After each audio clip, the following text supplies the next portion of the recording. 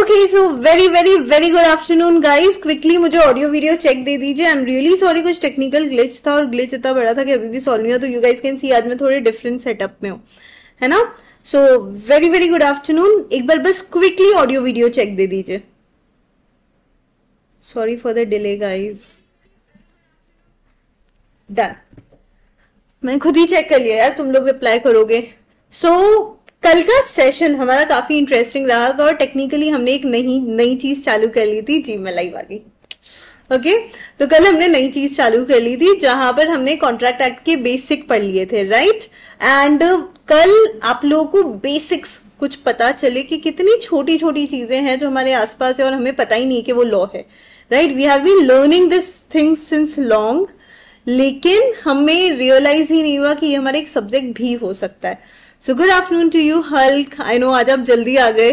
Then Zehra, Aastha, Dugu, good afternoon everyone, very very good afternoon. चलिए quickly start करते हैं session मेरे इंट्रोडक्शन के साथ। So all the people who have joined in new, जो लोग मुझे नहीं जानते, मैं हूं Swati Agarwal. I am a first attempt chartered accountant as well as company secretary. I completed my BCom honours along with CA and lot more. It's been 10+ years I have been teaching.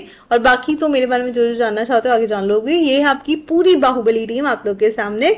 तो मेरे session के बाद आप मिलते हैं निशान sir से for maths, उसके बाद में आप मिलोगे अंशुल सर से for accounts and then you will meet Jatin sir for economics, right. Apart from that Akash sir, Adarsh sir और दर्शन सर के बारे में मैं ऑलरेडी आपको पहले सेशंस में बता चुकी हूँ। जो लोग नहीं जानते हैं, नहीं पता है, भाई पुराने सेशंस देख लेना। लॉ का बेसिक्स पढ़ने के लिए भी तुमको वो पुराने सेशंस लगने वाले। ओके, रिगार्डिंग एकाग्रता, राइट। ना भूतो ना भविष्यति। Why we say ना भूतो ना भविष्यति? Because it is a one place solution for everything, you know, whether it is personal counseling session, live interaction, सारे सब्जेक्ट का कवरेज, सारे टीचर्स का एक्सेस, इंग्लिश में क्लासेस और अनलिमिटेड वॉच टाइम, सबका यहाँ पर एक मिक्सचर है।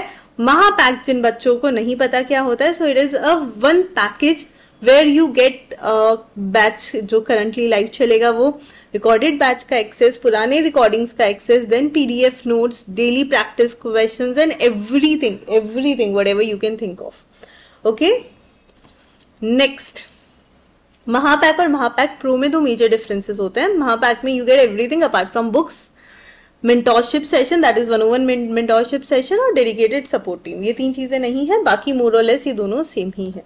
कल मैं आप लोगों को स्टार्ट करवा दिया था कॉन्ट्रैक्ट एक्ट, है ना। उसका 2 मिनट में क्विक रिविजन करवा देती हूँ and then will proceed ahead. सबसे पहले what is an offer, what is acceptance, what is agreement and what is contract. तो मैंने कल आप लोगों को बताया था any agreement which is enforceable by law under section 2H। अब यहाँ पर थोड़ी सी हम टेक्निकल बातें करेंगे। कल हमने बहुत सारी जनरल बातें करी। तो व्हेन आई से अंडर सेक्शन, मतलब क्या, इंडियन कॉन्ट्रैक्ट एक्ट एक लॉ है। अरे हाँ, इंडियन कॉन्ट्रैक्ट एक्ट जो है वो एक लॉ है। उसके अंदर उसके कुछ कुछ पार्ट्स है, ओके। तो उसे डिवाइड किया गया अलग अलग हिस्सों में टू हैव बेटर अंडरस्टैंडिंग। नहीं तो पूरा बड़ा बड़ा पैराग्राफ होता, समझ नहीं आता। तो उसका सेक्शन 2 जो है उसमें बहुत सारी डेफिनेशन है और 2 का सब पॉइंट है H, okay. So under section 2H the first definition is given और वो दी हुई है कॉन्ट्रैक्ट की definition, like the main definition. And there it is defined as an agreement which is enforceable by law. तो दो चीजें होनी चाहिए, एग्रीमेंट होना चाहिए और लीगल एनफोर्सेबिलिटी होनी चाहिए। फिर अग्रीमेंट डिफाइन किया गया है 2E में, ओके। और किस तरीके से डिफाइन किया गया है? So we say that every promise and set of promises, हर एक प्रॉमिस या ग्रुप ऑफ प्रोमिसेस अगर कोई कंसिडरेशन के साथ फॉर्म होते हैं तो उसे हम कहते हैं अग्रीमेंट। तो अग्रीमेंट में क्या है? प्रॉमिस और कंसिडरेशन, दो चीजों का कॉम्बिनेशन है। प्रॉमिस भी है और कंसिडरेशन भी है। फिर हम आगे बढ़ते हैं कि प्रॉमिस क्या होता है। तो प्रॉमिस में जिस भी पर्सन को प्रपोजल मिला है वही पर्सन अगर एसेंट दे रहा है, मुझे प्रपोजल मिला, मैंने ही हामी भरी, मैंने ही एसेंट दिया, तो हम कहते हैं प्रपोजल हो गया एक्सेप्टेड। और जो एक्सेप्टेड प्रपोजल होता है वो बन जाता है हमारा प्रॉमिस। प्रॉमिस के अंदर कंसिडरेशन मिला दो तो बन जाता है अग्रीमेंट, और एग्रीमेंट के अंदर लीगल एनफोर्सिबिलिटी मिला दो तो बनता है हमारा contract. So contract is nothing but accepted proposal या एग्रीमेंट जो कि लीगली एनफोर्सेबल होगा ना. What do we mean by legal enforceability? So an agreement to become a contract must give rise to legal obligation. अगर मैंने ये contract पूरा नहीं किया तो मेरे ऊपर क्या प्रॉब्लम आएगी, है ना. तो वो लीगल ऑब्लिगेशन होती है जो यहाँ पर हमने कवर किया है. ओके, अब इस कॉन्ट्रैक्ट का प्रोसेस क्या होता है? तो सबसे पहले होता है ऑफर या प्रपोजल, फिर आता है एक्सेप्टेंस, एक्सेप्टेड प्रपोजल हो जाता है एग्रीमेंट, और फिर लीगल एनफोर्सिबिलिटी के साथ बनता है कॉन्ट्रैक्ट. ओके, फिर हमने एग्रीमेंट और कॉन्ट्रैक्ट का डिफरेंस भी देखा. अब हम आगे देखते हैं ऐसी चीजें जो सेक्शन 10 कहता है कि भैया होनी ही चाहिए, उनके बिना तो कॉन्ट्रैक्ट बनता ही नहीं है. तो कल हमने वो सारी चीजें ओरली डिस्कस करी थी. आज अब मैं आपको डिटेल में एक एक पॉइंट यहाँ पर एक्सप्लेन करूंगी. कल तक जो भी पढ़ा बच्चों, उसमें कोई भी तरह का डाउट, कोई भी क्वेरी हो तो पूछ लीजिए. Any doubt, anything till yesterday what we have learned, anything quickly.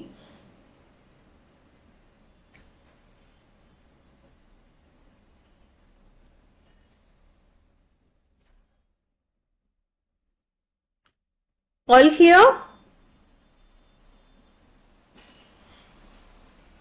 Okay, कल भी मैंने एक क्वेश्चन पूछा था and I have seen like कुछ आंसर्स थे, तो उस पर हम लोग सेशन के एंड में बात करेंगे. आज का क्वेश्चन ऑब्वियसली सेशन के एंड तक मैं आप लोगों को बता दूंगी. सब नो डाउट, ऑल क्लियर? बढ़िया बढ़िया. चलो फिर आगे देखते हैं. सो सेक्शन 10 के अंदर ऐसी चीजें जो कंपलसरी होनी चाहिए, जिसमें पहला था 2 पार्टीज, है ना. वैलिड कॉन्ट्रैक्ट के लिए हमें कम से कम 2 पार्टीज चाहिए. One cannot contract with himself, जो कल मैंने नहीं कहा, मैं अपनी फेवरेट हूं. क्या मैं खुद के साथ कॉन्ट्रैक्ट कर सकती हूँ? आंसर इज नो, नहीं कर सकते. So one cannot contract with himself. A contract involves at least 2 parties, one party making the offer, another party accepting it. तो ए ने ऑफर दिया, बी ने उसको एक्सेप्टेंस दी, तब तो जाकर होता है हमारा valid contract. Okay, contract may be made by natural person और other person having legal existence, यानी 2 कंपनीज भी एक दूसरे के साथ एग्रीमेंट कॉन्ट्रैक्ट कर सकती है. एक कंपनी एक इंडिविजुअल आपस में कॉन्ट्रैक्ट कर सकते हैं. सो कंपनीज, यूनिवर्सिटीज, ये सब क्या है? आर्टिफिशियल पर्सन है. आर्टिफिशियल पर्सन भी एक दूसरे के साथ कॉन्ट्रैक्ट कर सकते हैं. ठीक है. Okay, Keshav, we are yet to reach any case law, है ना. अभी पहला केस लॉ आएगा, अभी तक तो नाम ही था और मैंने आपको ब्रीफ में समझाया था वो. Okay, so the cases will come now. Next, to constitute a contract of sale, there must be 2 parties, seller and buyer. The seller and buyer must be 2 different person. 2 अलग अलग पर्सन होने चाहिए, चाहे वो नेचुरल हो या artificial हो, फर्क नहीं पड़ता. अब आते हैं हम एक केस पे, जो कि है state of Gujarat versus Ramlal SN company का केस. ध्यान से सुनना, बहुत इंटरेस्टिंग केस है. मतलब एज इंटरेस्टिंग था नहीं, पर पता नहीं क्यों टैक्स डिपार्टमेंट ने थोड़ा सा इंटरेस्टिंग बना दिया. सो नाउ ये देखो, मिलो इनसे, है ना. ये है रामलाल, सॉरी रमन लाल. ओके, इनकी एक पार्टनरशिप फर्म हुआ करती थी जिसका नाम था रमन लाल एस एंड कंपनी. ठीक है जी.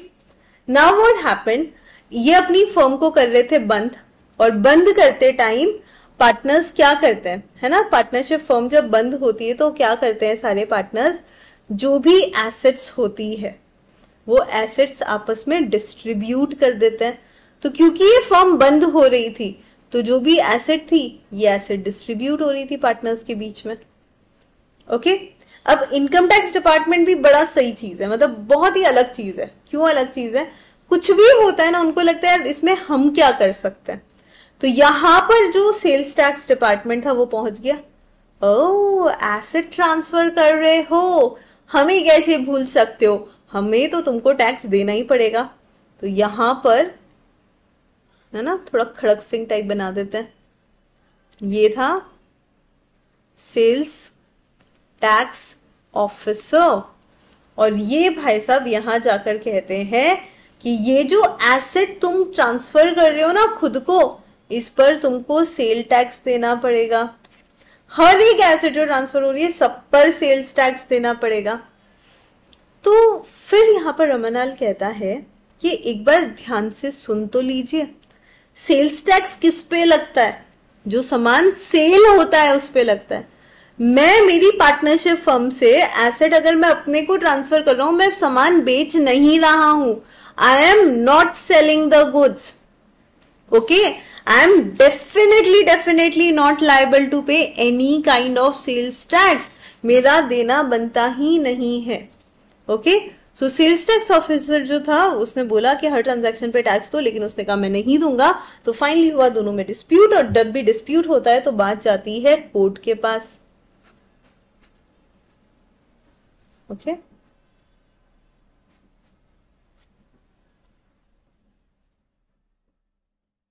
तो ये लोग गए कोर्ट में, कोर्ट में बैठे होते हैं जज,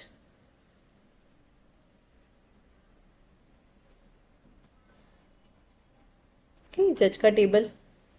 अब जज ने इन दोनों की बात सुनी और जज ने कहा बिल्कुल सही बात है, अगर वो पार्टनरशिप फर्म से खुद को एसेट ट्रांसफर करे, एक तरह से फर्म भी वही है और पंदा भी वही है ना, ये तुम्हारे कोई सेल परचेज का ट्रांजैक्शन कर नहीं रहा है तो इसका किसी भी तरह का टैक्स देना नहीं बनता है। The basic rule says there must exist two party. यहाँ पर तो रमन लाल अकेला ही है, क्योंकि partnership firm is not a artificial person. Company एक अलग पर्सन होती है, पार्टनरशिप फर्म अलग पर्सन नहीं हो सकती है। तो फर्म अगर एसेट ट्रांसफर कर रही है पार्टनर को, तो एक तरह से खुद ही को ट्रांसफर कर रही है, ओके।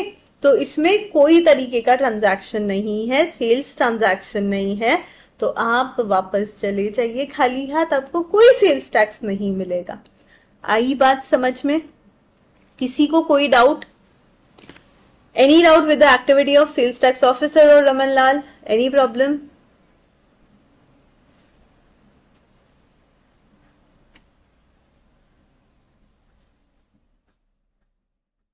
बताइए, कोई तरह की दिक्कत?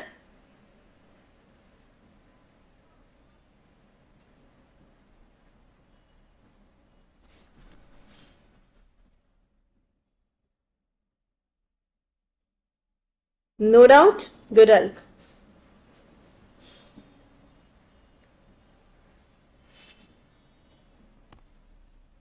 Great Keshav, good,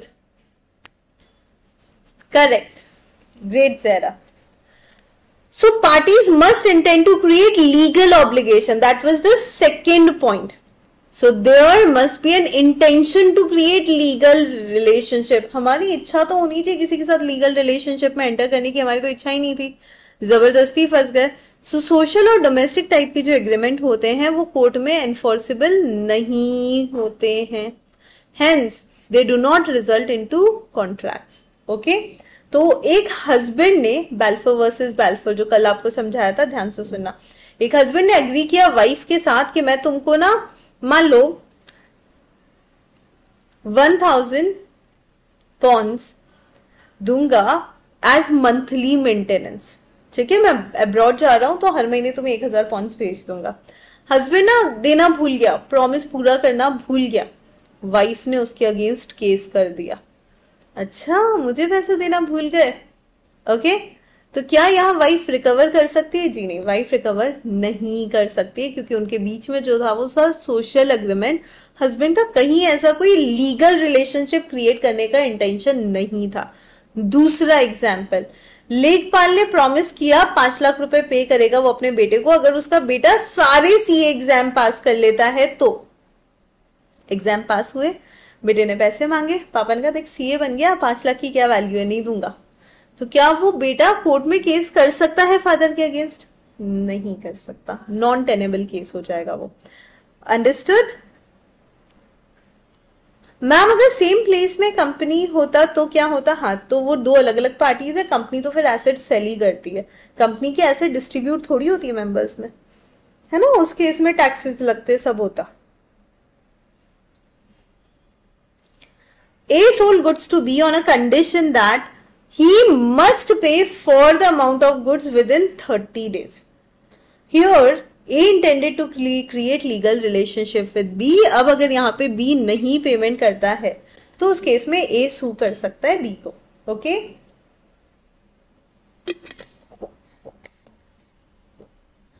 clear? सो यहाँ पर ये दो एग्जाम्पल हो गए हमारे सोशल एग्रीमेंट के, और ये हो गया हमारा जनरल कॉन्ट्रैक्ट। अंडरस्टूड? बढ़ो आगे। There must be certainty of meaning. भाई लैंग्वेज सर्टेन होनी चाहिए, वेग नहीं होनी चाहिए। कल सुनाया था ना तुम लोग को गाना, right? So A agrees to sell B 100 tons of oil. कितना? मैं तुम्हें hundreds of tons of oil. What do you mean by hundreds of ton? 100 kilo, 200, मतलब 100 टन्स, 500 टन, 1000, मतलब 999 tons, how much? So that has to be mention. तो यहाँ पर certain नहीं था मीनिंग। 100 टन ऑफ ऑयल का क्या मतलब होता है? ओके, सो कौन सा ऑयल वो भी नहीं बताया। Number 2, XYZ agrees to lease the land to A for indefinite period. What the hell? सबसे पहले तो कौन सी जमीन?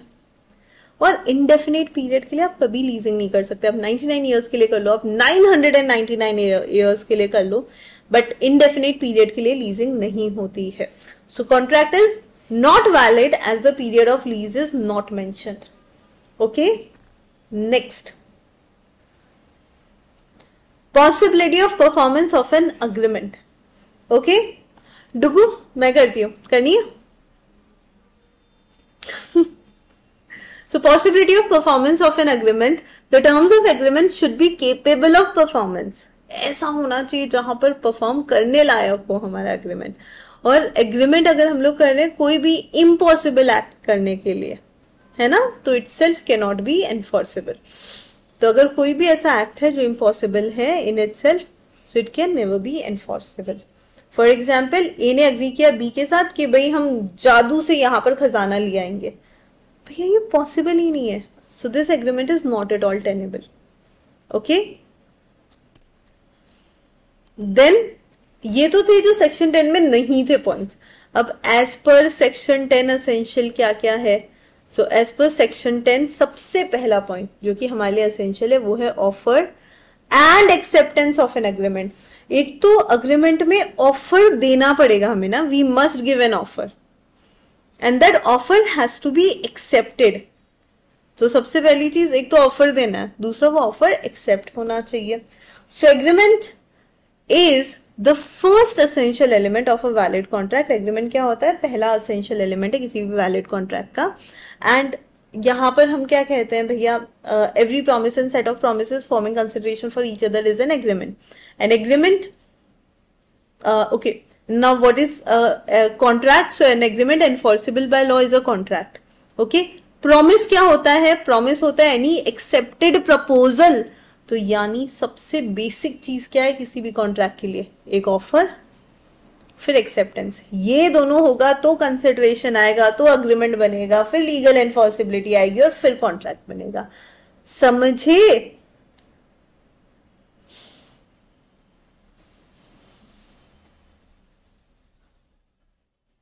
अच्छा, ये प्रॉब्लम मेरे साथ भी होती है, ध्यान से सुनना। मतलब अभी चैट में, मतलब इतनी इंटरेस्टिंग चीज है। कई बार ऐसा होता है कि काफी बच्चे ना कुछ कुछ क्वेश्चंस लिखकर भेजते हैं, इंस्टा पे मैसेजेस आते हैं बच्चों के किसी भी तरह का कुछ भी पढ़ाई रिलेटेड प्रॉब्लम। ओके, मैं भी उन बच्चों को पूछ लेती हूँ, भाई कई बार समझ नहीं आता बच्चा पहला अटेम्प्ट दे रहा है या दूसरा दे रहा है या तीसरा दे रहा है ना? तो वो तो पूछा, चलो कौन सा अटेम्प्ट है क्या है, पर उससे ज्यादा इंपॉर्टेंट सवाल होता है कि भैया तुम्हारा अटेम्प्ट कब है ना? तो जैसे अभी जहरा ने पूछा, मैं वैसे ही पूछ लेती थी which attempt. Okay, and when I say which attempt तो people keep on answering first attempt से। अरे भाई एग्जाम कब दोगे, वो मतलब था। तो फिर मैं लिखती हूँ व्हेन इज योर अटेम्प्ट। तो फिर जाकर कब आता है प्रॉपर रिप्लाई। तो यहां पर वैसे ही कुछ हुआ। ओके, चलो पॉसिबिलिटी ऑफ परफॉर्मेंस वापस से सुन लीजिए। अगर मैं आपको ऑर्डर देती हूं कि एक काम करो, 10,000 पॉली बैग्स मुझे सप्लाई कर देना, आप नहीं कर सकते हो। क्यों नहीं कर सकते हो? वो कॉन्ट्रैक्ट वैलिड ही नहीं है। क्यों नहीं होगा?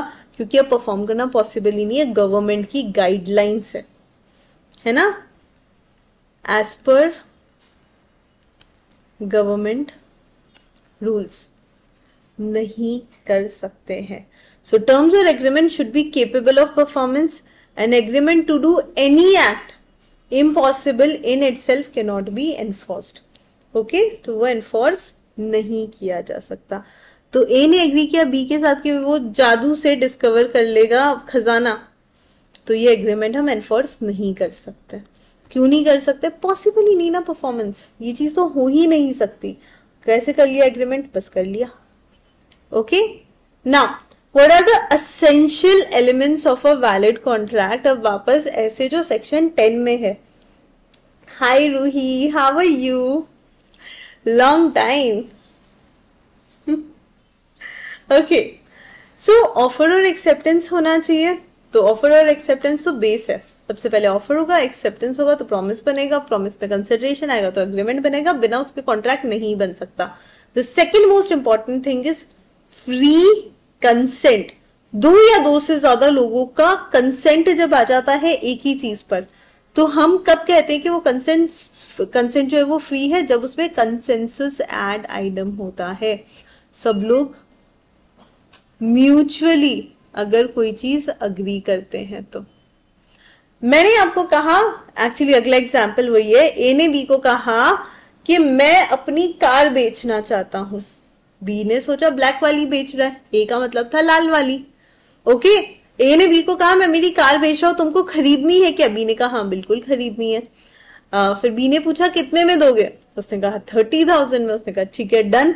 लेकिन जब कार की चाबी देने की बात आई तब लगा अरे ये तो लाल कार की चाबी, अरे मुझे लगा ब्लैक वाली बेच रहे हो। तो यहाँ दोनों की आपसी सोच ही मैच नहीं हो रही थी, दोनों का कंसेंसस नहीं था एक पॉइंट पे, दोनों अलग अलग चीजें सोच रहे थे। इसीलिए यहाँ पर हम नहीं कह सकते हैं कि फ्री कंसेंट था। ओके, कभी कभी कोई इंसान हाँ तो भर लेता है, लेकिन वो जोर जबरदस्ती से भरता है या इमोशनल ब्लैकमेल से भरता है या धोखे से भर रहा है या गलती से हाँ भर रहा है, तो उससे भी हम क्या कहते हैं? नहीं यार ये वैलिड कॉन्ट्रैक्ट नहीं है। ओके, सो फ्री कंसेंट यहाँ पर किस चीज के लिए है? फ्री कंसेंट क्या है यहाँ पर? भाई एक ऐसी कंसेंट जहां पर कंसेंसस एड आइटम हो, दोनों पार्टी सेम चीज के लिए अग्री कर रही हो, एंड जहां पर किसी भी तरह का कॉरिजन है ना, गन पॉइंट पे किसी को बोला हाँ भर, कैसे नहीं भरता? कॉरिजन। मम्मी पापा जो करते हैं हाँ हाँ बेटा क्या ही हो जाएगा, तूने तो मना कर दिया ना, तू जाके सामान नहीं लाएगा, मत ला सामान, हम हमारे बुढ़ापे में कैसे तो भी काम चला, you know like all these emotional dialogue. अब आपका नहीं बने तो भी जाके सामान लेकर आ जाओगे। अनड्यू इन्फ्लुएंस, अपनी पोजीशन का गलत फायदा उठाना। फ्रॉड, किसी को धोखा दे देना। मिस रिप्रेजेंटेशन, मेरी गाड़ी इतनी जबरदस्त है ऐसा लगता ही नहीं है चलाई है, मिस रिप्रेजेंटेशन, पुरानी गाड़ी भाई चलाई तो भी। एंड मिस्टेक, अगर इनमें से कोई भी चीज है मतलब कंसेंट फ्री नहीं है, कंसेंट दिलवाने के लिए तुमने कुछ तो धोखा दिया है। Okay, next, A threaten to shoot B if B does not lend him 2000। A ने बी को क्या कहा? मैं तुम्हें गोली से उड़ा दूंगा अगर तुम मुझे 2000 रुपए उधार नहीं देते हो। क्या ये वैलिड कॉन्ट्रैक्ट होगा? बिल्कुल नहीं, कॉशन है यहाँ पर। ओके, फ्री कंसेंट नहीं है। बेचारे ने पैसे तो दे दिए, जान बचाने के लिए दिए थे, इच्छा से नहीं दिए। Next, capacity of parties. Capacity of contract means legal ability of a person to enter into a valid contract. Okay, अब कोई भी पर्सन केपेबल है या नहीं? अब जो कल क्वेश्चन पूछा था देखो उसका आंसर मिल गया हमें। तो जो भी पर्सन कॉन्ट्रैक्ट ऑब्वियसली पूरा कर रहा है, क्या वो कॉम्पिटेंट है या नहीं है, वो कैसे पता चलेगा? ये चेक करो क्या उसने मेजॉरिटी की एज अटेन कर ली है। मेजॉरिटी एज मतलब 18 ईयर्स और अबव, है ना, 18 ईयर्स और above years, age of majority. क्या वो साउंड माइंड का है या नहीं है? दिमागी हालत सही है ना, इनसेन तो नहीं है, पागल तो नहीं है। साउंड माइंड मतलब मेंटली फिट है या नहीं है। ओके, मेंटल फिटनेस नहीं होने के अलग अलग रीजन होते हैं। समवन एक्चुअली कोई इंसान पागल है, या फिर किसी इंसान ने इतना ज्यादा ड्रिंकिंग कर रखी है कि वो अपने होशो हवास में नहीं है, या फिर कोई पर्सन इतना ज्यादा बीमार है और उसमें वो उसका मेडिकेशन चल रहा है, उस वजह से वो सोचने समझने की हालत में नहीं है। तो किसी भी तरीके से अगर सोचने समझने की स्थिति में नहीं हो, आप अनसाउंड माइंड के हो, and is not otherwise disqualified from contracting by any law which he is subject. A person competent to contract must fulfill the above 3 qualification. ना कि ऐसा कुछ हो उस पर्सन में जो कॉन्ट्रैक्ट करने के लिए फिलहाल एलिजिबल नहीं है. ओके तो कॉम्पिटेंट पार्टीज कौन होती है? Someone whose major, someone whose of sound mind and expressly उन्हें डिस्क्वालीफाइड नहीं किया हुआ होना चाहिए. किनको डिस्क्वालीफाई करते हैं हम लोग कॉन्ट्रैक्ट करने से? एलियन एनिमी को, फॉरेन सॉवेरेंस को या कन्विक्ट्स को. इन सबको हम लोग क्या करते हैं? कुछ कॉन्ट्रैक्ट्स नहीं करने देते हैं. So that is okay. ठीक है. नेक्स्ट,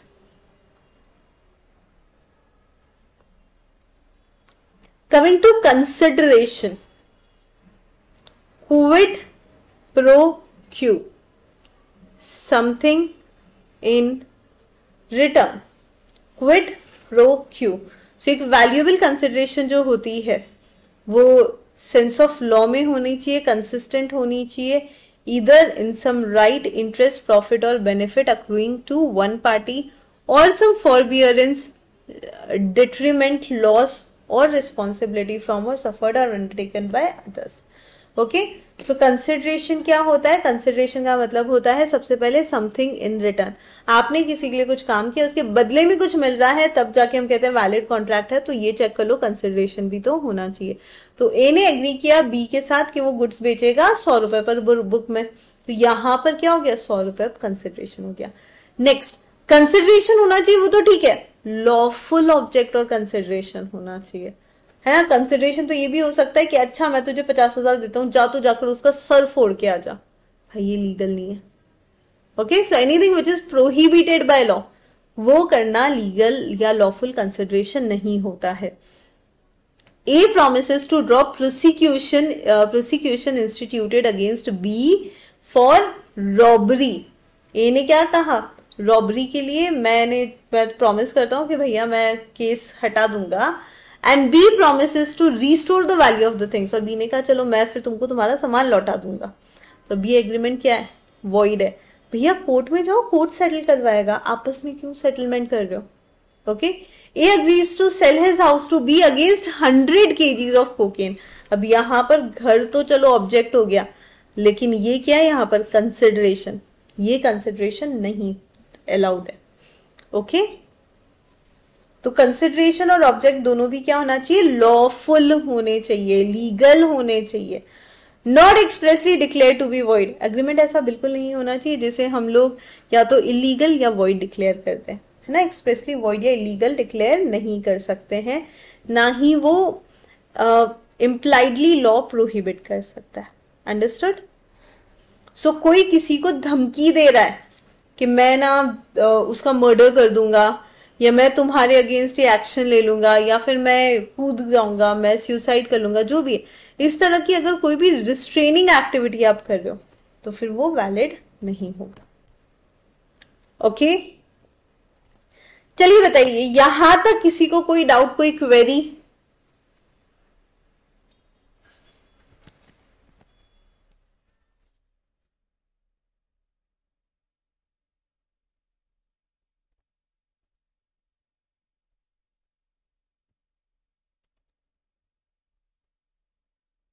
किसी भी तरह का कोई भी डाउट, कोई भी क्वेरी?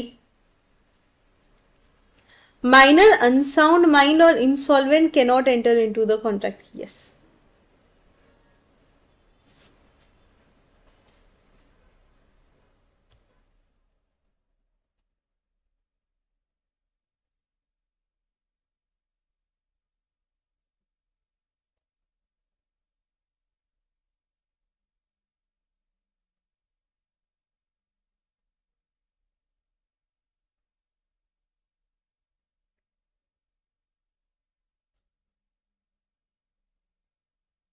Very good. तो कल मैंने पूछा था ऐसे कौन कौन से लोग हैं जो कॉन्ट्रैक्ट नहीं कर सकते. माइनर नहीं कर सकता, पर्सन विद अनसाउंड माइंड नहीं कर सकता, ना ही कोई पर्सन जो एक्सप्रेसली हमने जिसको बोल रखा है कि आप डिस्क्वालिफाइड हो, आप नहीं करोगे कॉन्ट्रैक्ट, वो भी नहीं कर सकता. ओके आज हमारा सेक्शन नंबर 10 पूरा हो गया. Before going ahead I have like 3 questions for you. Question number 1, क्या आप लोग सेशन खत्म होने के बाद खुद से रीडिंग करते हो या नहीं? Are you guys doing the self reading और नॉट आफ्टर क्लास? मैम अभी कितना तो हुआ है बेटा, पूरा चैप्टर नंबर 1 हो गया है। हाँ मैम, मतलब ठीक है, चैप्टर 1 में तो हमने किया ही था, पर चैप्टर 2 तो अभी स्टार्ट ही हुआ है। हाँ जी, स्टार्ट हो गया है, 2-3 पेजेस भी हो गए।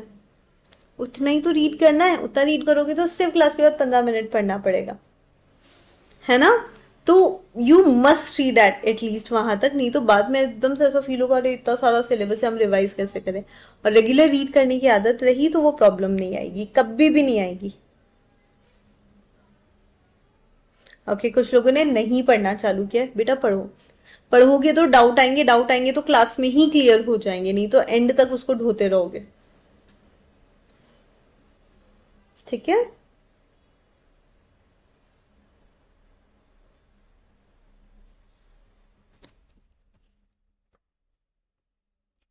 क्या बात है, वेरी गुड। 5.5 से, क्या बात है, टू गुड। पर इतने घंटे लॉ पढ़ने की जरूरत लगती है? मतलब कम में भी हो जाता है। मतलब अगर आप डेली पढ़ रहे हो और जितना जितना पढ़ा रही उतना पढ़ रहे हो तो आई थिंक 20 मिनट्स में you can read very well your module. मैंने कल ही बोला था, मेरी बुक है तो उससे कर लो, बुक नहीं है तो मॉड्यूल से करो, लेकिन रीड करो। पक्का प्रॉमिस? चलो फिर, जितने भी बच्चे क्लास में, एटलीस्ट आप सबको ये काम करना है। जब ये सेशन खत्म हो जाएगा, आज कोई क्वेश्चन नहीं लाई हूं तुम्हारे लिए, पर एक प्रॉमिस तो तुमको करना है। ये सेशन खत्म होने के बाद कमेंट में जाके लिखना है, I promise to revise daily. क्या लिखेंगे आप लोग? ध्यान से देख लीजिए। I promise to revise oblique read from book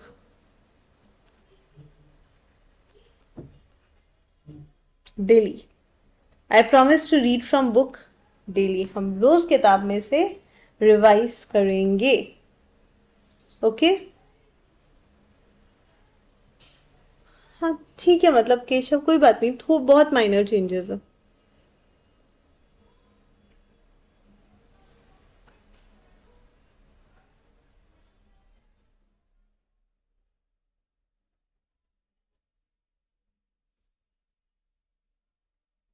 अगर हम सिर्फ सेक्शन लिखे तो आप लिखोगे as per provision of section 34। आगे आप लिख लो as per provision of section 34 we can hereby conclude that. समझ गए? चलो, तो आज का होमवर्क आप लोगों के साथ है। आज हमने पूरा सेक्शन 10 खत्म किया। अब जो अगला लेक्चर होगा वो होगा मंडे। कल नहीं है हमारा क्लास, अब मंडे है। ओके, आई नो आज जब आप लोग रीड करोगे आपको कुछ डाउट्स आएंगे। डाउट सॉल्व करने के लिए आप ज्वाइन कर सकते हो हमारा टेलीग्राम ग्रुप। मैम उसको ज्वाइन करने का फायदा क्या है? मतलब ठीक है आप बोलोगे डिस्क्रिप्शन में है, ज्वाइन कर लो, बट उससे फायदा क्या होगा? उससे सबसे बड़ा फायदा ये है कि वहां पर वीकली, हर वीक कोई ना कोई टीचर लाइव सेशन लेता है और उस लाइव सेशन में you can orally discuss your doubts with us. It is as good as talking on the phone. Okay, phone पर हम लोग जिस तरीके से बात करते हैं बिल्कुल उसी तरह से टेलीग्राम पे we are going to have a group chat, और वो जो ग्रुप लाइव सेशन होगा वो आप लोग को अटेंड करना है। उसके लिए आपको ज्वाइन करना है एकाग्रता CA।